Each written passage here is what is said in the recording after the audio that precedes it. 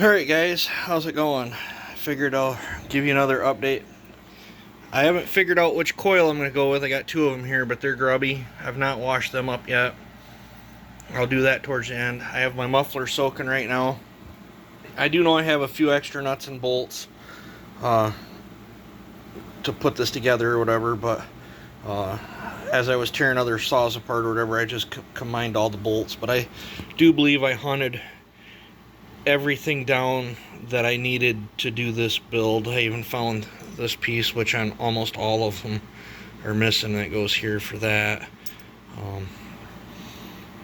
So these are the new parts that's going in. I got a new fuel line, new crank seals, new carburetor, a new air filter. I have the filter falls off because the tabs are stretched out of whack. I might use the OEM base and just use that aftermarket filter.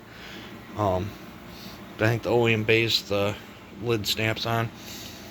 I actually am quite shocked. I actually scrounged up some pretty decent parts. I mean, this don't look too bad. I mean, it's got some scratches and stuff. And then I did not pressure wash this stuff. I'll show you how I cleaned all this without a pressure washer in just a minute.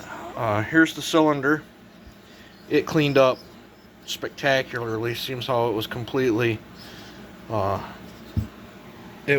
black, and I mean it looked worse than that cylinder. I don't know if I've got one here. I can show you the black stuff that was in it. Here's the crank out of it. The whole inside of that motor is filled with that black gummy stuff right there that's on the side of that piston. It was completely filled with it.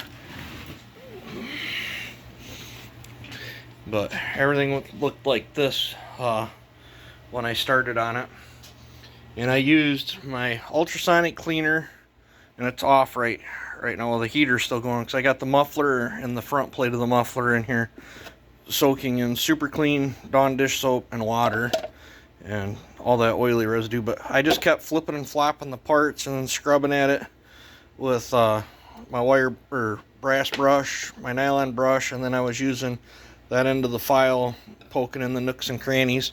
I have gas in this container, well actually gas and lacquer thinner, and then I have just regular 87 gas in this container that I used, you know, combination. And then as I take the parts out of here, it would go into this bucket, and that was started out as just water. It's got a film on it, and then I blew it off with the air compressor. I didn't feel it going down the basement and hooking up my pressure washer to the hose. But I still got to wash these two yet, but I'm gonna wait, because when I wash them I want to do it right then and there, not let them soak, and get them dried off as soon as possible. So one other, I do got to come over here to one of them 260s and steal a set of clutch springs out of it, because I like running MS250 clutch springs on these clutches for this. And I run a 6-pin or 6-tooth sprocket, and I like running 3/8 LP on these builds. I normally run the old 5/0 gauge, but the only bar and chain I have is that safety chain right there, and that, I think that's a 14 or 16 inch bar for it, so that's what I'm gonna roll with, because that's what I got. But I'm gonna get situated here, finish cleaning the muffler up, then I might hurry up and clean them up.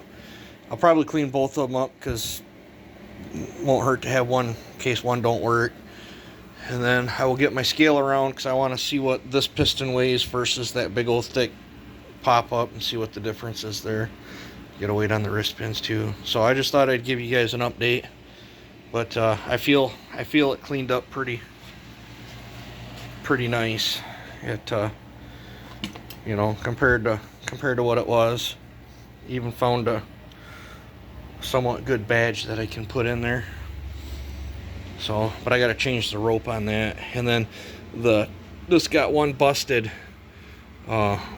mount tab right here, and then these all fit loose and it rattles around. So when I put this on there, I'm gonna glue it. I'll show you when I do that, just to hold it in there. But I think I got enough stuff here to build a pretty decent MS250. What do you guys think?